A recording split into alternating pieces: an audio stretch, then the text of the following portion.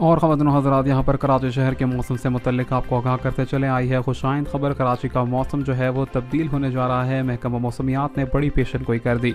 कराची शहर का मौसम जो है वो जल्द ही तब्दील होगा। किस तारीख से मुतल्लिक यहाँ पर बड़ा ऐलान किया गया है आपको बताएंगे इस न्यूज़ रिपोर्ट में। वीडियो में आगे बढ़ेंगे, शामिल होने वालों से गुजारिश करेंगे जल्दी से चैनल को सब्सक्राइब करें, वीडियो को लाइक और शेयर करना मत भूलें। ख़वातीन हज़रात, महकमा मौसमियात का कहना है कि कराची का मौसम जो है वो 8 नवंबर के बाद से फौरी तौर पर तब्दीली के साथ नज़र आ रहा है। कराची में सर्द हवाएं जो हैं वो इस बार ज़्यादा देर अरसे तक और लंबी चलेंगी। इसी के साथ साथ कराची में मौसम सर्दमा का जो आगाज़ है वो यहाँ पर बताया जा रहा है 8 नवंबर के हवाले से बाकायदा होगा।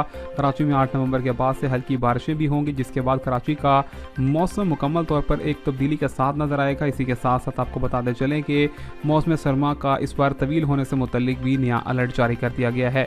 लेकिन आपको बताते चलें कि इस हफ्ते के दौरान में कराची के मौसम में गर्मी की शिद्दत के अंदर भी भारी कमी देखी जाएगी।